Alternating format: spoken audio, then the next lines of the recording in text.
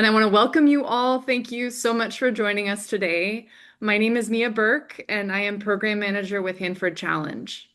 Hanford Challenge, if you're not familiar, is a nonprofit based in Seattle that advocates for a safe and effective cleanup of the Hanford nuclear site.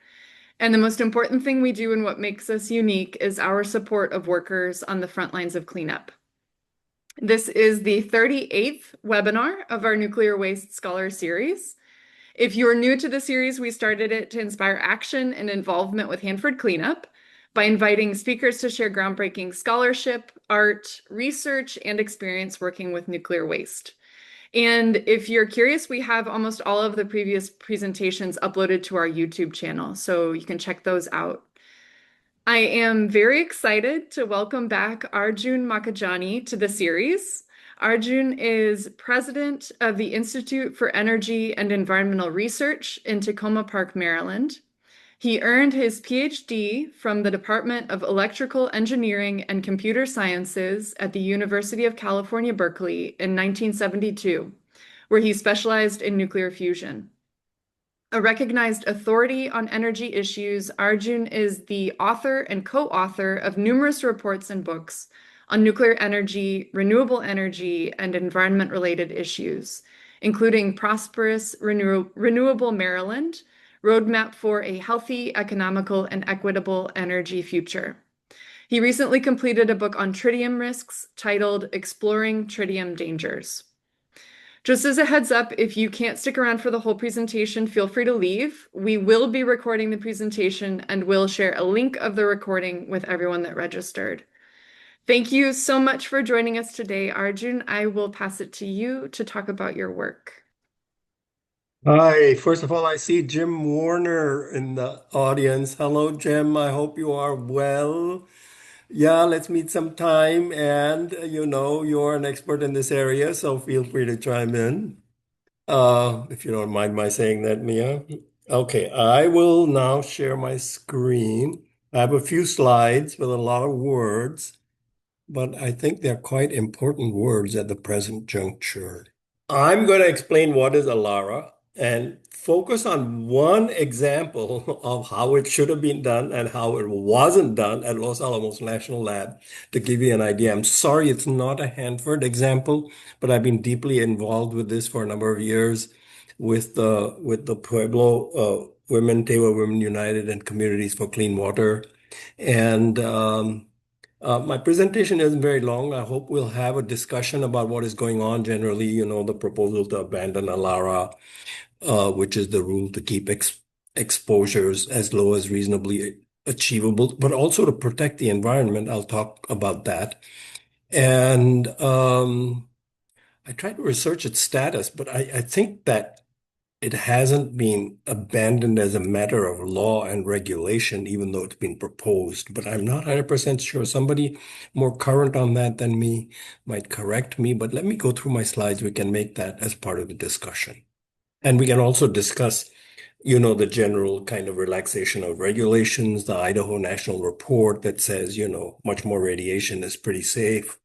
And I haven't included that in my slide, but just giving you a heads up that open to discussion on all that. So there are two kinds of restrictions on public and worker exposure that protect public health and the environment. One is explicitly about just protecting public health. Generally, cancer risk has been the basis of it, starting with, the survivors of Hiroshima and Nagasaki and following them since 1950. They haven't been followed since 1945. And the many, many studies that have been done, on cancer risk that led, various authorities, including the National Academies of Science, to conclude that there was no threshold of exposure for cancer risk. Low exposure, low risk, a higher exposure, higher risk. And for solid cancers, it's proportional, that is linear, no threshold, and not linear so much for other cancers, but still no threshold, like leukemia. So no threshold has been the basis of regulatory limits, and I'll talk about what some of the limits are. Limits must be met for all members of the public. They're absolute limits. So you have to assure that any particular limit is going to be met. And what that means in practice is you have to say, estimate who the most exposed member of the public is going to be. And I'm going to focus on public limits and worker exposure a little bit different. I'll comment on that right now. We can talk about it during discussion. Um, so usually exposures to members of the public are modeled. So you have to model a worst case kind of situation and say who the most exposed member of the public would be, and then keep exposures to that person, even if hypothetical, below that. And that's how the enforcement works. For workers who, have urine samples and film badges, um, the film badges allow you to measure the radiation exposure, so you don't actually have to model it. And so you can actually, control exposures more and implement ALARA sort of differently than keep exposures as low as reasonably possible and enforce the upper limit for worker exposures um, based on actual exposure and measurement, leaving aside, whether the measurements are being made properly and so on and so on. That's a whole different thing that I don't want to talk about right in this talk, but we can discuss if you like.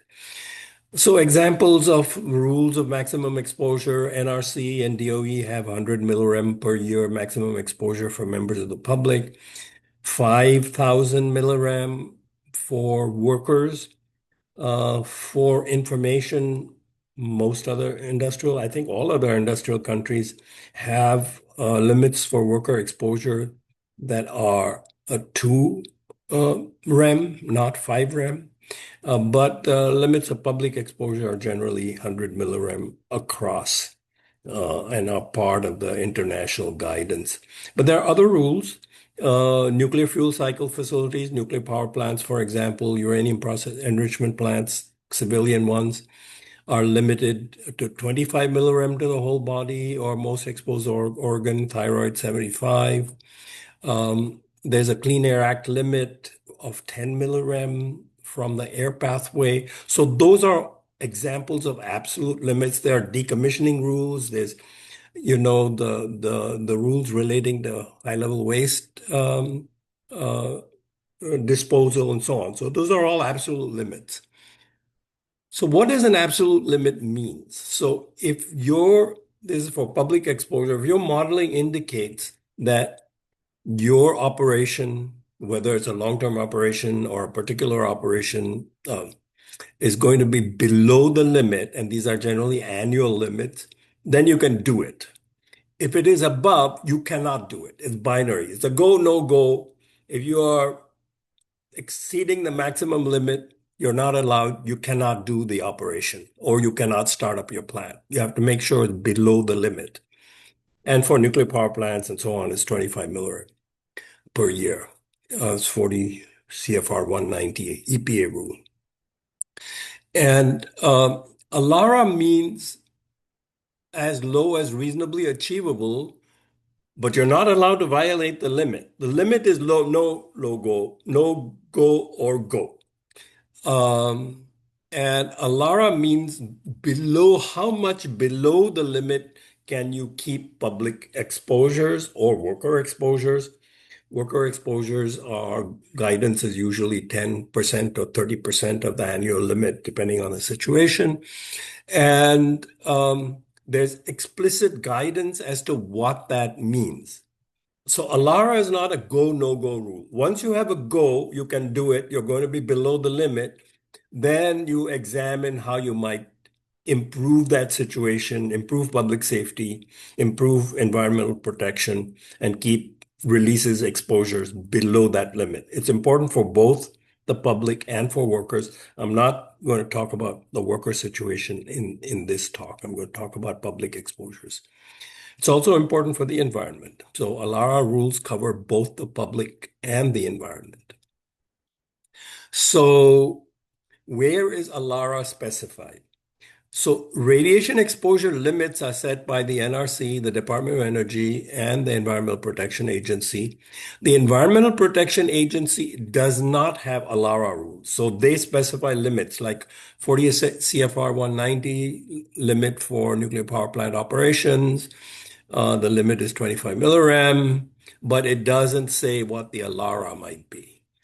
The NRC and DOE have ALARA rules. NRC's ALARA rule is in 10 CFR 20, where all the radiation limits are also specified, workers and public. So it's sort of a general purpose, more than a 100-page rule.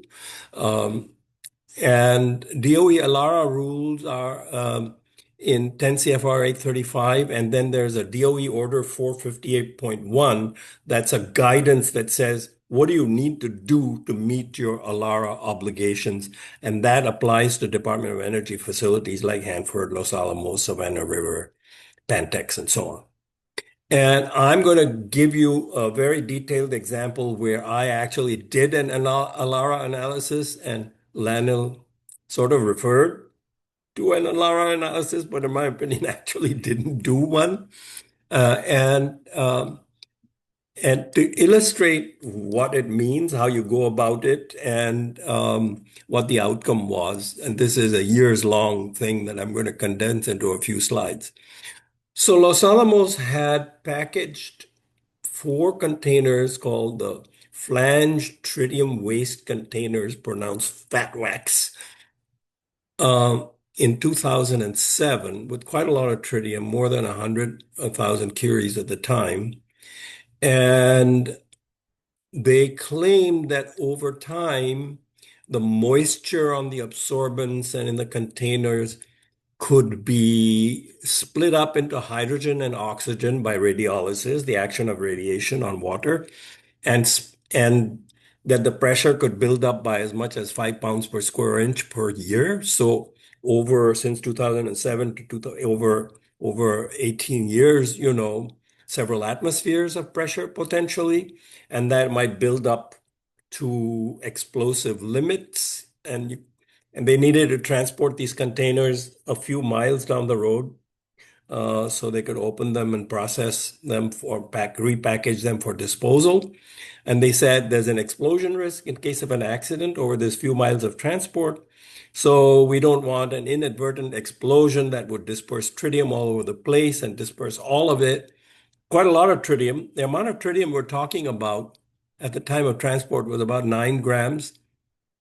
9 grams uh, potentially emitted in a few days would have been 3 times the amount that is proposed to be dumped, that is being dumped from Fukushima, from their radioactive wastewater accumulations over the years into the Pacific Ocean over a period of 30 years.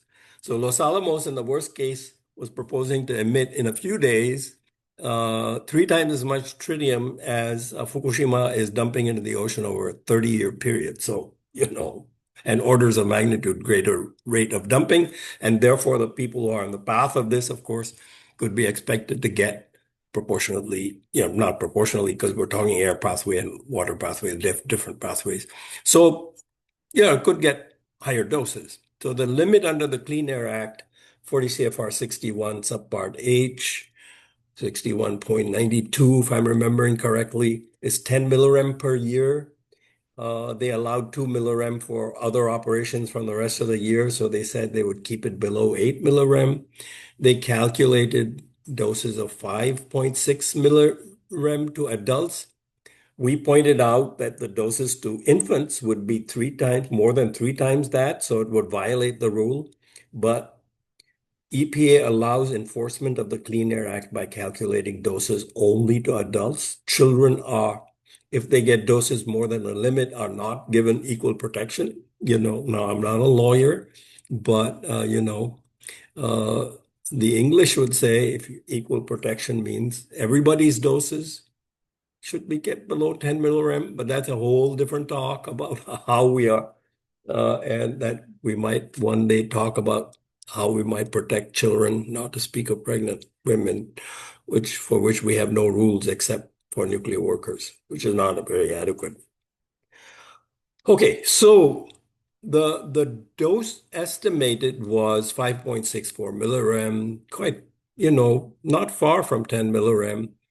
Subsequently, when they revised their calculations to be somewhat more accurate, they admitted that the doses could go above 10 rem and said we would limit our venting operation with real-time monitoring so that in any 1 year we will not exceed 8 millirem. But they're obliged correctly, I think, under the Clean Air Act to do worst case calculations. That is, assume that all the tritium would be in the form of tritiated water vapor, which is the worst form in terms of venting to the air, because it gets into the food and the water and everything, and the doses are higher somewhat than if it were vented as hydrogen gas. Tritium, of course, is an isotope of hydrogen, radioactive isotope of hydrogen, as you all probably know. And because these estimated doses are relatively high relative to the limit of 10 millirem, uh, specifically because they're over 1 millirem, DOE Order 458.1 requires them to do an ALARA analysis. What does that mean? A quantitative analysis of alternatives to venting, which was the proposed action. Calculate a population dose within a 50-mile radius. So not only the maximum dose to the most exposed individual, but a population dose. And then take action to protect the environment, including groundwater resources. Very important in this case, because if you're venting tritiated water, HTO, and it rains, it's going to come down with the rain and get into the groundwater. We also did a potential contamination of the Rio Grande River, which is um, a few miles downwind from where the venting point is, south east of the venting point, and the Communities for Clean Water and Tewa Women United commissioned a study on rainwater modeling. So Los Alamos did not do that. It was up to the public to commission a study, and it found that the Rio Grande could get quite contaminated, way hundreds of thousands of times even above the drinking water limit for temporarily in the worst case weather type of situation and the worst case venting, which is required to be assumed under the modeling required. Los Alamos did not do. I was involved in public meetings with Los Alamos in the process with Tewa Women United and Communities for Clean Water. We asked them to do this. They refused. And so they did not do what appeared to me to be necessary under DOE Order 458.1. EPA is not required to take ALARA into account. EPA Region 6 oversees the implementation of the, it should be made reference, sorry. LANO made reference to ALARA in its permit application to Region 6 of the EPA. And they said the environmental ALARA limit is 90 millirem, so no analysis is needed for this operation. However, ALARA, in my reading, requires that you consider limits for that operation because that operation operative regulation is the Clean Air Act, 10 millirem, and you are going to expose the public to more than 1 millirem. And so you have to do a quantitative analysis. Lannon said they did 53 alternatives, but has not released them. So we don't know what the specific content is. They've generally said they've released some qualitative ideas of what they considered, but we know what they did not do. They did not estimate the population dose.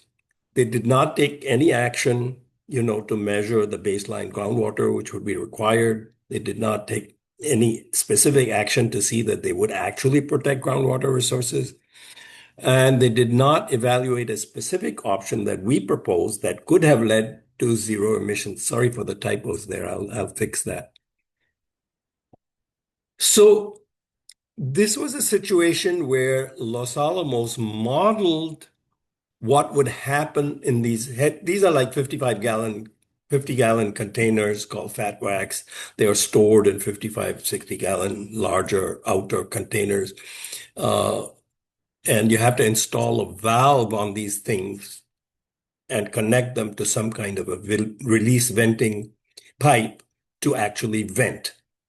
So you could attach the valve and, in principle, measure what is in the headspace without venting and see if there's actually an explosion risk. And in my view, because the estimated dose was more than 1 millirem, and they are required to do alternatives and a quantitative analysis, the first step should have been to see, is there an explosion risk in fact, not just a worst case modeling. But they refused to do that. The EPA Region 6 sent them a question, can't you model a headspace basic? And what they said was, well, we would be required to install the same equipment, the same valves to vent as to measure and sample the headspace. So why not just vent? And to me, this was backwards thinking and also not correct from a regulatory point of view, because if you have no explosion risk, then in any container, then you could transport it without a risk that, in an accident, it would explode. And this is apart from the fact whether you could have explosion-proof containers and so on, all those alternatives, we're leaving all that aside. We're considering whether you should examine that there is an explosion risk under ALARA. You're not required to do that under the EPA rule, which says, is it going to be under 10 millirem or not?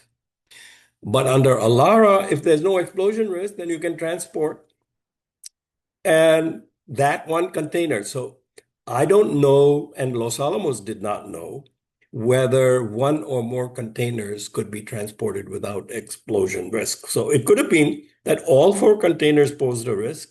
Venting was necessary for safety. So I would not have objected to venting. There would be situations to do it more or less safely. But, venting, it would be inarguable that you should, at least in my view, that you should vent before transporting.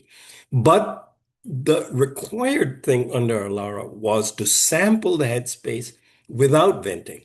And Los Alamos basically, in my words, said it's just as convenient to vent as it is to sample, so why not vent? And my position is, if it's just as convenient to sample as to vent, why not sample and protect the public from whatever emissions you're going and the environment? Okay. No, we're not talking about a small amount of tritium. We're talking about 9 grams. Commercially, tritium is worth at least $30,000 a gram. So we're talking about at least $250,000 worth of tritium. And as I understand, it costs about $100,000 a gram to make tritium in the Watts bar reactor for the weapons program. So we're talking, north of $250,000 worth of stuff anyway. The EPA also raised a question about why can't you vent? So we have it in writing, basically, what I just told you, that Landell said we have to do the same thing to vent as to sample. So why not vent? Not my words, not theirs, but I have the document of Landell's reply to the EPA. They didn't say we can't do this or so on. So they refused to sample the headspace in advance of venting. They said we'll sample it when we vent. So the EPA had not given the go-ahead until 2025. There were a lot of questions and outstanding issues that had not been resolved as yet. But in 2025, March or April, somewhere there, or the first part of 2025, the EPA said go ahead. The New Mexico Environment Department also had a say, but not in regard to the radioactivity, when they preempted from saying stuff under the Atomic Energy Act of 1954. But they had some say over the non-radioactive toxic contents of the containers. They gave the go-ahead over our protests. And the containers were vented in September 2005 and 25 and then transported to the facility down the road in October 2025. When the containers were vented, they did of course, know what the pressure was in the headspace, and they did not find any pressure buildup in any of the four containers. Therefore, there was no hydrogen oxygen buildup of high psi, of several atmospheres, no explosive mixture. We have asked them to release the data on what actually was in the headspace, but they have not done it. Um, there was not a, so these containers didn't just contain, tritium wasn't just dumped into them raw. They had inner containers called ALM1s that are designed to contain tritium. And so each one of these fat wax had four or five of these tritium, and almost all the tritium was inside these sealed ALM1s. And Los Alamos had said as much that they should be inside the ALM1s because they're designed to contain tritium. So that was all the more reason to sample the headspace. As it turned out, almost all the tritium did remain in the inner ALM1s. And instead of the modeled worst case, fortunately, which was 85,000 curies about released, only 123 curies was released. They did measure it in two different ways. I did go over the closure documents, two of them, and write a review of it. So transportation was over a few miles. They did transport them. But so in fact, the dose limits under the Clean Air Act were met very easily. They were a fraction of a millirem, in fact. But the model dose was much higher because under modeling, prospectively, you're required to do a worst case analysis to keep the maximum. And this is really a such important point. Prospectively, you're required to protect the public by saying, what is the maximum exposure possibly going to be? And we should not exceed that. So you're required to do the modeling. In this case, the model is called CAP 88, Clean Air Act Program, I think is what CAP stands for. And we also used it and verified whether Los Alamos was, using the model properly. And we did, we differed on how the weather data was to be used, and on whether infants should be included in the calculations. Um, and those reports are all published. I'll put them in the chat afterwards so you can download this whole saga that played out over multiple years. So my conclusion was that even though the actual doses were very low, below zero point 0.1 millirem, so, more than 100 times lower than the Clean Air Act limit. So in legal terms, you can say de minimis and below the 1 millirem limit of ALARA that requires quantitative protection.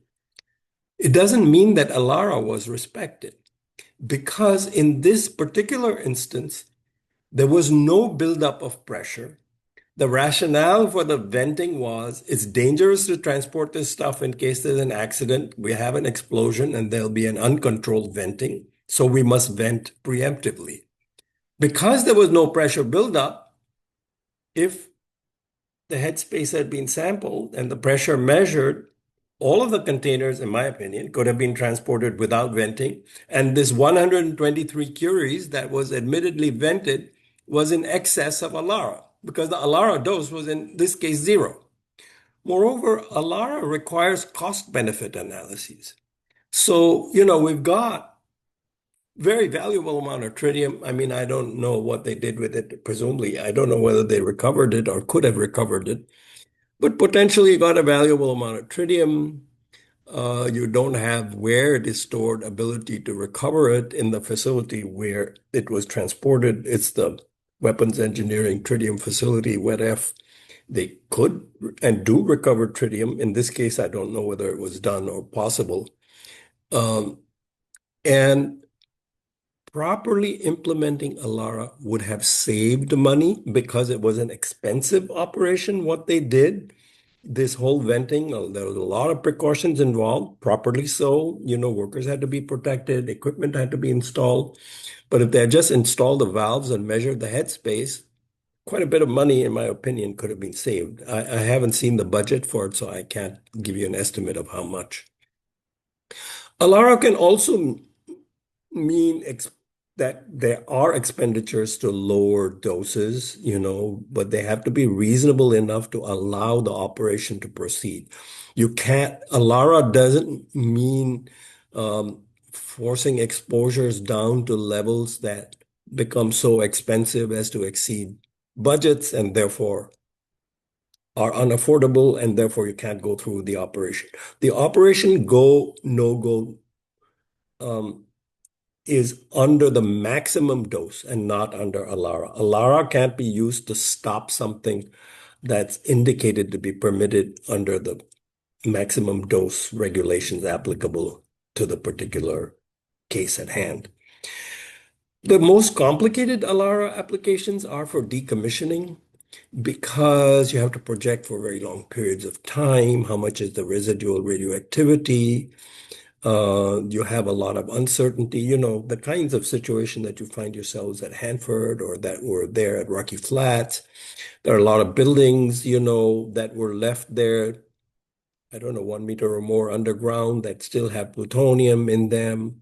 What does ALARA mean if you're leaving plutonium underground but not on the surface, or some plutonium contamination on the surface as well?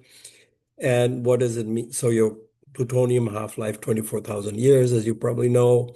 So we're talking about potential exposures to the public over extremely long periods of time. Generally, it's accepted that you expect institutional control, that is, the government is going to be watching over making sure you don't build, playgrounds and schools and residences and in an area that's contaminated that would exceed uh, doses to the public, under decommissioning rules. And so ALARA implementation, when decommissioning is involved, especially uh, when long periods of time are involved, that means considering unrestricted use. Who do you consider? Who's going to be there? And as you know, probably this has been, a big problem over at Rocky Flats with being turned into a nature preserve, and what the exposures to the public are going to be. Similar issues out there at Hanford, I know, in terms of the rights of, tribal rights to gather plants and so on and so on. So I'll stop there and stop sharing, and we can have a longer discussion. I haven't discussed the Secretary of Energy's memorandum that they're going to stop ALARA, which dated to December. The last thing I say is that memorandum came after the venting. So my analysis that ALARA is violated, ALARA, whatever its status currently, was in effect in September 2025. And so my opinion, it wasn't respected. ALARA at Hanford is very complicated. And so I didn't look at it. Thank you so much Yeah, for sharing sure. that. Happy to answer questions. Yeah, I think so. If people want to either put their questions in the Q&A feature or use the chat. And our first question is, does the Department of Defense have ALARA limits? Department of Defense doesn't, well, they have naval reactors. Actually, I haven't looked at whether they have ALARA limits to the sailors on, the submarines and aircraft carriers that deal with the nuclear equipment. So I don't know the answer to that question, but generally the radioactive materials, the fabrication, the weapons, the cleanup, all of that is in the province of the Department of Energy. Yeah, so I have honestly not looked at. So Department of Defense would apply primarily to the I think, to the vessels where there are nuclear reactors. I do not believe that, depleted uranium is also handled by military personnel, but I do not believe that it is handled as a radioactive material and regulated as a radioactive material. I could stand to be corrected by somebody who knows more. I haven't. I have looked at the problem of depleted uranium, but I haven't looked at DoD regulations as to whether they are regulations to limit exposure to uranium as a radioactive material. But I should say that in regard to depleted uranium, there would be radioactivity, uranium is very peculiar in that for depleted and natural uranium, the amount needed for, radiation exposure to come to like exposure limit is the same or greater than the amount needed to like produce kidney toxicity as a heavy metal. So it's very different than plutonium in that respect. Plutonium is so radioactive that the radioactivity overwhelms you long before the heavy metal property overwhelms you. But that's not the case with uranium or thorium. Yeah. So Okay. sorry that I don't know a clean answer to your question, and I went on for a long time because I don't know a clean answer to your question. Yeah. No, thank you. We have a question related to the various units. Radiation is referred to using rem, becquerels, curies, etc. Can you distinguish between these and tell us how they're related? Yeah, very important question. First, let me say somebody said Alara is a process, not a limit. It's true, Alara is a process of evaluation of an operation, but once you evaluate it, you could have a limit. In this case that I gave, the limit would have been zero. So you would have not been allowed to vent at all. So it's not a limit in the regulatory sense, but it is what you operationally limit the dose to, and that would be a kind of a number. So ALARA does get translated into a number operationally, though the thing is a process.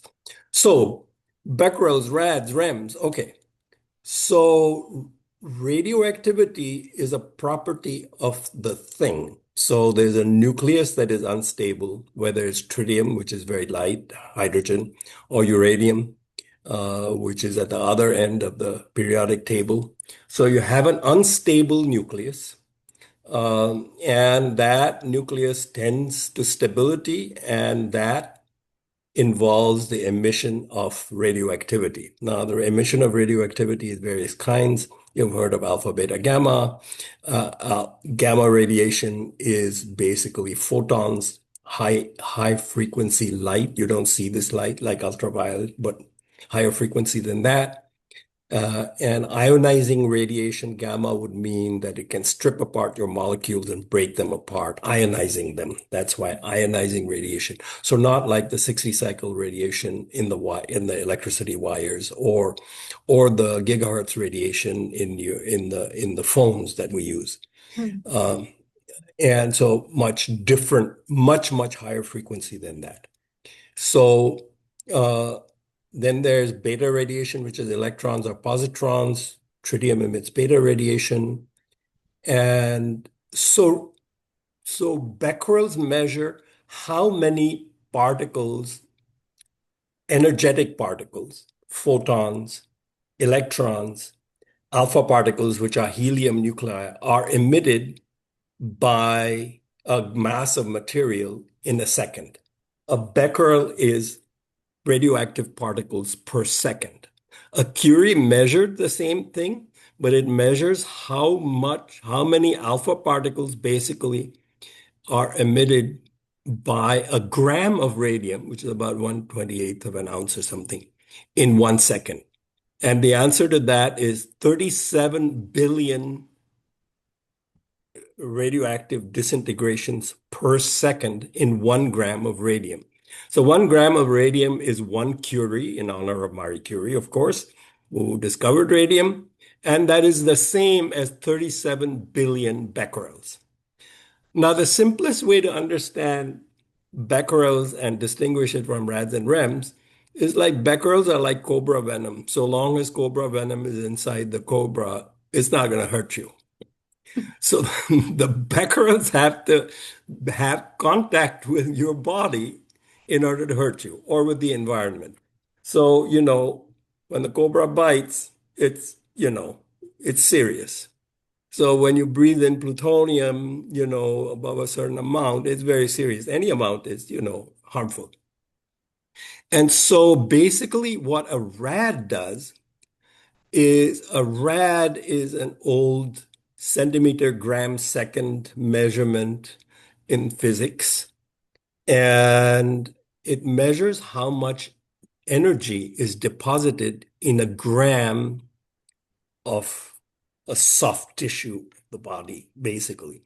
And the measure is 100 ergs per gram, ERG. My friend Dave Close, who sadly passed away very recently, was on IER board, brilliant physicist and lovely man, great sense of humor. Let me dedicate this talk to him because he used to describe ergs in our workshops by saying, "It's the sound made by the agony of a dying centipede, dying centimeters." An erg is a dying centimeter. 100 ergs per gram is a rad. But a rad is just tells you how much energy is deposited. Basically, it's the model of a body as a bag of water.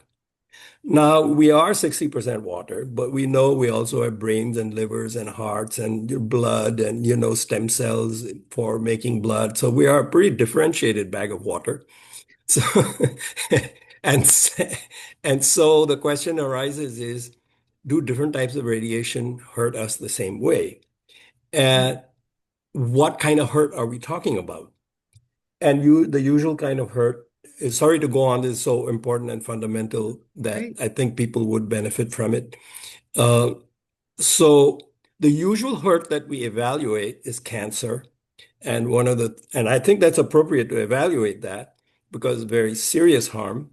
But we have neglected many other kinds of genetic damage, risks to pregnant women in early pregnancy, malformations, all of that. Not that we don't know anything about them, but in regulation, we have ignored them Mhm. because regulation is primarily to cancer risk. And so the reason to talk about it in the RADS and REMS context is over the decades, research has found that high energy gamma radiation, like from cesium-137 gamma emissions, it mostly passes through a cell. When it hits the cell, some of the energy will be deposited in the cell, but most of it will come out on the other side. Some of it might come out the other side of the body too. So only part of the so what happens in each cell is only a small amount of that energy is deposited, and adult mature cells, have a repair capability for the DNA. For instance, single strand breaks happen all the time naturally, and the DNA knows how to find its partner broken strand, just like, when you get a cut on your skin, the skin knows how to repair itself for small cuts after, a couple of weeks, you don't know where it happened. And so much radiation damage is like that. And with gamma radiation, low energy deposition per cell. Alpha radiation, in contrast, deposit essentially its whole energy, which is a lot, 5,000 mega electron volts, give or take, in a typical alpha particle from uranium or plutonium, all in one cell, and 5 million electron volts. And we're talking a few electron volts, to disturb the molecules in the body. So very often it'll kill the cell, damage the cell, damage the DNA. So they attach a factor of 20, saying alpha particles are 20 times more dangerous than gamma radiation, say from cesium-137. And so to convert RADs into REMs, you apply this relative biological effectiveness, or RBE, of 20. But it's all oriented to cancer risk. For some kinds of genetic damage, alpha particles could have hundreds or thousands of times more damage than gamma radiation, according to laboratory experiments. Yeah. So Yeah. that's the long story of Becquerel's RADs and REMs. Also, um, 100 rads equal to 1 gray, which is in metric units, meter, kilogram, second units, and 100 rem equal to 1 sievert. So you'll see that also sieverts, grays, millisieverts, milligrays, millirads, millirems. Okay. Thank you for the all the details. Um, how is reasonableness determined? And how do you determine what processes are reasonable, what should be used or not used? Yeah, so that, as Ed Parsons was saying, that's why a LARA is a process. That's why there's this fat document called DOE Order 458.1 that tells you step by step what to do. And that, in the case that I said, if the estimated exposures were less than 1 millirem, then you have a de minimis process. You don't have to worry too much because you're so far below. And, in this case, I would have said sampling the headspace is a simple, inexpensive thing to do, so you should do it anyway. Mhm. But then it's more the judgment, as to whether you can do anything or not. When the doses are approaching, regulatory limits, then you might commit some expenses to it. You're certainly required to do quantitative evaluations. You would be required in the case of groundwater, for instance, to develop a baseline for groundwater if you're emitting tritiated water vapor because it might rain and contaminate the groundwater, then go back. If it does actually rain, then go back and establish what you have done.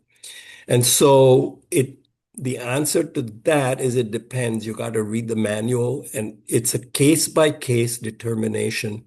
So there's no general rule like the regulation that you must limit dose. That's a general rule. It's hard, it's fast, it's quantitative, and it must be respected. So ALARA gives you a process by which to determine what's reasonable. That also involves cost benefit analysis. So you have to say, is it so costly that, lowering from, say, 6 to 2 is going to be so costly that it's above the budget that I have and I can't carry on this necessary operation, so I can't do it. So reasonableness includes economic factors and technical factors. What can you do technically? What's available to you in terms of tools? And how costly are they and what the cost benefit ratio is. Yeah, thank you. We have the NRC will publish an updated radiation protection framework potentially in June. Do you have any suggestions on how to compose effective responses to draft rules for the public or interacting with federal partners at public meetings? The so the root of this technically is supposed to be the Idaho National Lab report of July 2025, I think. I've not studied it, but I have read it.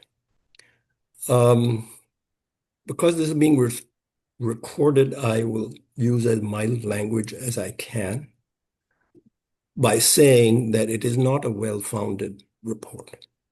They have said, for instance, and this is not a quote, that it had been demonstrated that exposures of 5,000 millirem, 5 rem per year cause damage, and maybe even 10 rem. 10 rem is a typical, Hiroshima, Nagasaki cohort analysis. This is incorrect.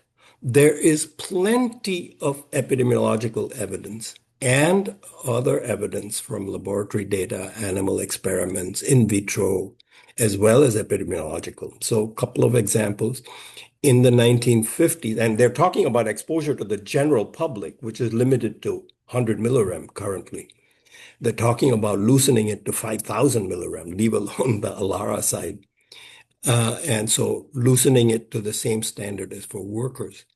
And for example, in 1954, I think it was 56, 54, I think Alice Stewart and one of our colleagues published a paper on leukemia risk in children whose mothers had been exposed to X-rays, diagnostic X-rays when they were pregnant and found an excess of leukemia risk. This was a surprise to the medical public. It wasn't accepted for 20 years, but it was accepted. So in those cases at the time, X-ray doses were a lot higher. So we have definitive evidence in the sense epidemiology is never definitive, it's statistics, but clear evidence that exposures as low as 1 rem, so 1/5 of what they're talking about, produce harm. Subsequently, a lot of work has been done. David Richardson, who is now, I think, at University of California, Irvine, he is one of the best epidemiologists in the country. He's a member of the National Academies. and I don't cite these to say that anybody who's a member of the National Academies is automatically right. No, but so I make my own judgment. I don't take a peer-reviewed publication at face value. There are good ones and bad ones, and excellent. Everything from junk to Einstein is peer-reviewed, and so you have to make your own judgment. Buyer beware. So you have to be educated enough to make your judgment. But in this case, in my judgment, the work that I have reviewed of David Richardson, and I have talked to him a lot. He's a friend, and so I ask him questions about these things from time to time. They did a massive study of workers where exposures where excess cancer risk was found at exposures, I believe, below 1 rem. And this is in adults. So um, so children, of course, are more sensitive to radiation. National academies did this. Infant females are 4 or 5 times. So children, infant male, female average is about 4 times the adult cancer risk per unit of exposure, averaged males and females. I forget the exact numbers for females to females and males to males. Uh, but they're high. So if you go according to that epidemiological study, then you would say that, 100 milligram. And then I already told you that we're not protecting pregnant women, malformations, that there are outcomes of genetic damage that have relative biological effectiveness factors of hundreds or thousands. There's at least one kind of damage that is was apparent only with alpha radiation, but not with gamma radiation. And none of these things have been factored in. I would say it's not very good public health advice to the public, at the very least, and not well considered in terms of the evidence that's out there. Mhm. And so I think um, a thorough critique of the Idaho study would be important, but it would take, significant work. Yeah. Yeah, thank you. I've looked at it quickly and found it to be wanting. How do we get this information out to our state legislators, Dems or Republicans, as they continue to ignore or can't comprehend this information based on their continued support for nuclear power? They do not grasp the nature of nuclear waste and thousands of years of radioactive hazard, venting, etc. Well, if you can gather the legislators, you can always ask me to do the same presentation. Or others, there. Jim Warner is there. There are good people around that you can. Yeah. Yeah, I mean, legislators, you know, the wise legislator understands, and I know some of them, understands that they can't be experts at everything. And, I'm called upon to say a lot of things in which I don't feel I have expertise. And in that case, my sort of go-to is you have to know what question to ask and find the one person in the world who's the best expert who will give you the answer to that question. Sometimes there are a lot of people who can answer. Sometimes there's only one. It's your job to find them and evaluate what they tell you. You're never relieved of the trust but verify responsibility, what Reagan advised us to do. So that I'm a fan of Reagan for saying that. Yeah, thank you. Is the cost of a health problem, illness, or death included in the cost of, I think, related to the cost benefit question? Normally, the EPA has guidance to include the cost. I can't remember whether the ALARA guidance explicitly includes the cost and the cost benefit, but I don't remember Okay. whether it's part of ALARA guidance. It's normally part of regulatory procedures that when there's a hard and fast limit, that you should consider the cost of a life or even a cancer. Yeah. Mhm. Okay. Um, can you mention the child risk percentage again, please? Well, I can put up the chart. I can do better. If you go to the next question, I'll just bring up the report and show you the chart. Okay. Transuranic waste shipments from Hanford to the WIPP facility in Carlsbad, New Mexico will resume in 2028. At this time, the waste is being classified for shipment. Does this include Alara? Well, normally all processes should include ALARA. I haven't studied, exactly what the transportation people go through. They must have, I'm sure, not sure. Normally this kind of thing would have been done at the start of the whole idea of packaging and transporting this waste. They wouldn't, I imagine, do it for every particular transport. But I think this is a question better directed to the DOE people themselves. Let me share my screen and show you that chart. Yeah, great.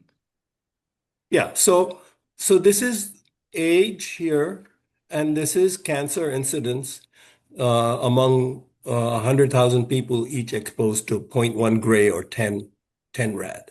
So you can see this is zero means infants, basically. Infant girls, about 47 or 4,800 cancers for this 10,000 gray collective. This collective dose over a large population. Uh, and and then it's about double, almost not quite double that of infant boys. And then the risk rapidly goes down. It becomes roughly half at 15 and then keeps going down. And at the adult dose and older people are at the lowest risk this is per unit of radiation. But, and then the difference between males and females tends to disappear past 40 or 50 years old, always remains slightly, but it's very big for small children. This is from the Beer 7 report of the National Academies, and the chart was published in our 2006 report, Science for the Vulnerable. I'll put up the chat in which a lot of these issues of vulnerability, pregnant women, uranium, tritium, even I think even depleted uranium is discussed in our report. Great. Yeah, thank you for sharing that. I'll put the link in the chat. Go ahead. Okay, what would you do about Alara and radiation protections if you were in charge? Well, I would maintain ALARA. I think ALARA is the answer to that is extremely simple. ALARA is a very good rule. As I've illustrated, it's not always being followed in what I would think it would be followed, but that's not a fault of the rule. I think the rule itself is good, and I'd be happy to hear Jim Warner's been on the inside, so I'd be happy to hear his opinion as to whether it needs to be modified. I think I think that I looked briefly at the NRC ALARA rule today. I think it could use some refinement. But I think the DOE-LR rule looks pretty good to me, and it should be maintained. Yeah, no question about it, because it's not shutting anything down. And in the specific instance of nuclear power plants, the exposures as measured in terms of their release estimates and so on are pretty low. They're much below the 25 millirem limit of 40 CFR 190. Here's the Science for the Vulnerable report. And so you have a set of operations in nuclear power. Ostensibly, all this relaxation is supposed to be for nuclear power, right? Because so much the rage these days. But nuclear power plants are maintaining exposures well below 25 millirem. I don't know of any case where they're approaching 12. Worker exposures are also generally well below the 5 rem limit. Usually they average 1 rem or below. So it's not like we're saying that things would become a lot cheaper. I think this is as much ideological, but that's an opinion. This whole thing, let's relax the regulations, let's go to 10 rem, radiation may not be as dangerous, a little bit is good for you. These are kind of old ideological battles that yeah, that never end. But I don't think from a practical point of view, I don't think nuclear power plants are going to say, "Oh, I'm going to expose my workers. No, Alara is no longer." I don't see that happening. I see this as an ideological thing, political points maybe, but I still think, for the future, for new plants, for new plant design, it's unadvised. I don't think nuclear power plants are made more expensive by the ALARA rule, for example. You want to take, reasonable precautions to limit exposures. You want to have, limit the chance of meltdowns. You want to do all that anyway. So Mhm. Yeah. Um, no exposure to radiation is safe, Caldecott. This is the science that repeatedly been reaffirmed by the national academies, including in the most recent report, BR7, International Commission on Radiological Protection. There've always been people who have said no. There've always been people who have said, a little bit of radiation could be good for you, immunity ideas and so on, hormesis hypothesis, as it's called. But the BR7 committee explicitly examined the hormesis hypothesis. Quite a lot of discussion. It's worthwhile to go back and read that. It's not like this is a new thing. Oh, hormesis radiation could be good for you. We're depriving ourselves by not exposing ourselves. You know, these things were carefully considered before the BR7 concluded, these risk estimates that I showed you. Could I answer that, Goffman, Tamplin? yeah, I don't absolutely. think it was many orders of magnitude. I think Goffman, and I did have the privilege to know him, did estimate that the doses, that the risks were higher than were being assessed at the time. But remember that he was writing before Beer 5 even. So over time, the establishment's view, I would say, has come closer to Goffman, but it was not orders of magnitude more than was officially estimated, to my knowledge. Yeah. Maybe there are some things of Goffman's that I haven't seen, or Mhm. Tamplin, I'm not that familiar with. So there was a comment in the chat that the US is the only nation left that uses the ALARA approach, and that all other nations have gone to optimization. I don't know if you want to respond to that. Yeah, so what does optimization mean? Optimization is actually, so there are protections of radiation, and there are justification is the first one. Optimization is the second or third one. And I have an ICR. I wasn't prepared to answer the questions on the ICRP, on the ICRP view of these things.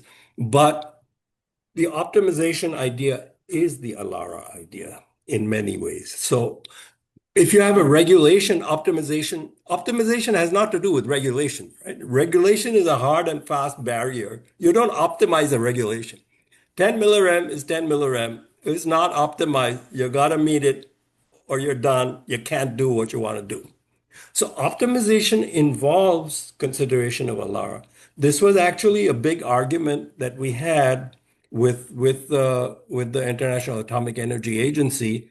I was on, and I think I wrote something along ALARA lines and optimization at the time for the Pacific Islands Forum, which is kind of the European Union of the Pacific Island countries, Marshall Islands, Tonga, Fiji, and so on. There were a panel of 5 experts that they appointed, scientists, to advise them on the proposed dumping of tritium into tritiated water into the ocean. And we did this for a couple of years. The IER published, we didn't promise to keep anything secret. So IER went and published ahead and published our memoranda to the Pacific Islands Forum. I think we were the only people to do it. And in one of them, I'll try to find my ALARA report. So optimization does mean ALARA. Justification comes first, and it's even before the standards. So before you get to the no go stage, you have to say, is this thing justified? And that has, if you're doing a medical procedure, sort of, it's between you and your doctor, Mhm. and your doctor will tell you X, and one hopes that they would give you an accurate idea of the risks involved. Sometimes it doesn't happen, but then you make your decision. So you're saying, it's better for me to know, what's in my lungs than not to know what's in my lungs. So yeah, please do the X-ray. And you give your signature. With public exposure, it's very different. So the so for normal routine things, you want to build a nuclear power plant, we have a process, we have a nuclear regulatory commission, there's licensing, there's regulations, and that justification is done when society decides, okay, we're going to have nuclear power plants or we're not going to. And so some want, some doesn't want, but that process is settled legally by the government and by regulatory processes. One hopes with adequate public participation and transparency and all that. So justification. So in this case with the tritium dumping, Mhm. I felt, and we all felt, that it was not justified because there was an alternative that did not involve dumping, that would have involved essentially zero exposures to the public, very similar to the case that we have actually examined. By using the water to make cement that was being used, because the tritium beta particles would all be captured by the cement and there would be essentially no exposure. Even if the cement disintegrated, the tritium beta particle has such a short half distance because it's a relatively weak beta particle, 5 point some uh, keV average energy, 18 maximum, 18.6 maximum. So it doesn't go very far in cement, it's stopped. And so the Alara principle. So once you've justified something, say, I need to do this, I can't have 1,000 tanks and there's no alternative to this, I'm going to dump justified. And then you have to optimize. Mhm. How can I, what way, what is the rate of discharge, where the discharge, where should the pipe be? All that would come under optimization, which is a different word for saying Alara. I'll try to find that report if I can. So Hanford has removed a bit of cesium from high-level nuclear waste tanks and now calls it low-level waste. What is the difference? Yeah. And now they plan to ship low-level nuclear waste to Utah and Texas into temporary storage spaces which have not received safe disposal approval. Temporary storage places on the site. In Texas and Utah, at Andrews, Texas, and Clive, Utah. So Andrews, Texas, and Clive, Utah have license to dispose of low-level waste. And Andrews actually has a federal license, which is even more expensive, I think. And although I haven't looked at the licenses recently, I looked at Andrews quite a long time ago. And also the Utah site. The the the problem we've always had, and we wrote a book about this in called High Level Dollars, Low Level Cents, published in 92. It's on our website. If you go publication books, you can download it for free. And when I gave more talks on nuclear waste, I used to say the United States doesn't have a classification system for waste. It has a caste system for waste. That is, it's organized according to its origin. So, so, so we have high level waste that are less radioactive than some low level waste, which are greater than some greater than class C waste is more radioactive than some of the less radioactive waste in the Hanford tank. So some of this problem comes from how we are classifying these wastes, which have always been a problem. And it's just not just my opinion, it's been a widely held opinion that we should have a more rational classification of waste, which is odd because nuclear science is supposed to be so high and, so complicated, but we don't have our suggestions. We have made over the years very specific suggestions for high level waste. And, we I haven't looked at the density. So, cesium is half-life 30 years, so 300 years. So, but if it's vitrified, and the density of radioactivity is low in a dry area, we don't have a repository, for high-level waste. We don't know when we're going to get a repository for high-level waste. My position had been that, greater than Class C waste and everything that's like greater than Class C waste, um, that should be disposed of in a high level waste repository or like a high level waste repository. And we know what that means. It's like the waste isolation pilot plant. For all its pluses and minuses, it is better than just storing it on the surface and having all these containers sitting around, vulnerable to storms and hurricanes and floods and, all that. So Andrews is a deeper disposal site. So, the problem is we just keep creating this stuff, and then we get into all these problems. And so, in my opinion, we don't, we have to consider whether we want these weapons and whether we want nuclear power plants. And it's less difficult to decide the fate of these things if we decide that we're going to limit the exposure to future generations. And but, we're not going to stop making more. I see Sally's comment. We're not stopping making more. And so we're in this problem that we still, as members of the public who are the more responsible ones, uh, we still have to, make a judgment on what's less risky and more risky given the situation that we're in. Mhm. And that's very hard. And I can't say that I have a magic answer for you. I don't. Yeah. Yeah. Thank you. One more, and then I'll One go.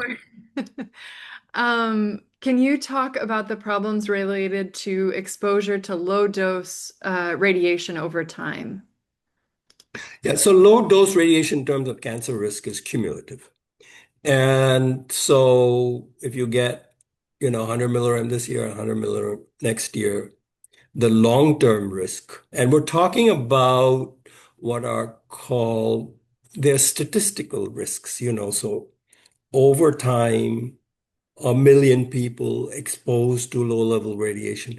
That's because they are cancer risk oriented, and cancer risk normally requires one damage event, like a DNA damage cell that will reproduce, and a triggering event later on. That's why there's the latency period. You don't get cancer immediately after radiation exposure, almost never. There are some with very low leukemia, thyroid cancer, low latency periods, but Mhm. still there is normally a latency period because if the radiation is high enough, it'll kind of, kill your thyroid or, do some what is called somatic damage, that damage that you can see, skin rashes, hair loss, then we're Mhm. talking, 100 rad and things like that, vomiting, things that you can see now. And these kind of risks that are long-term latency periods and so on, they are the cancer risk is cumulative, simply additive, same dose over a period of time in five, you know, aliquots versus just one, so long as the low dose rate will have the same effect. That's the theory. It's been, so all of these are hypotheses, and these hypotheses have been tested. And what I will say about that is it's the best public health advice that we have. It's not that there are zero uncertainties. We make decisions about very low levels with the best public health view in mind. And the best public health view is linear no threshold. Now, when it comes to pregnancy protection, that's a whole different. We actually just finished a report on multi-generational impacts of radiation. It's on our website. You can go and look at it. Mia, I'll send you the ALARA report I did for Pacific Islands Forum and the multi-generational impacts report that you can give to the attendees. They might find it useful Yeah. because, there are impacts of radiation that are not covered by the kind of regulations that we have, and they're open questions. For example, I think that if we're going to be protective in the absence of a lot more knowledge about, say, malformation and early pregnancy failures, our tritium drinking water standard should be 400 picocuries, not 20,000 picocuries. So, and our uranium standard should be much tighter than 30 micrograms per liter. So like that. So, but that's preventive and some science in terms of what we know. It's a combination rather than the much studied, here's the cancer risk, here's what the linear no threshold. Of course, when you extrapolate down to 1 milligram, you're going to have very big uncertainties, because hard to measure. Yeah. Yeah. Yeah. Thank you so, so much for sharing Sure, your knowledge and expertise with us you're today. very welcome.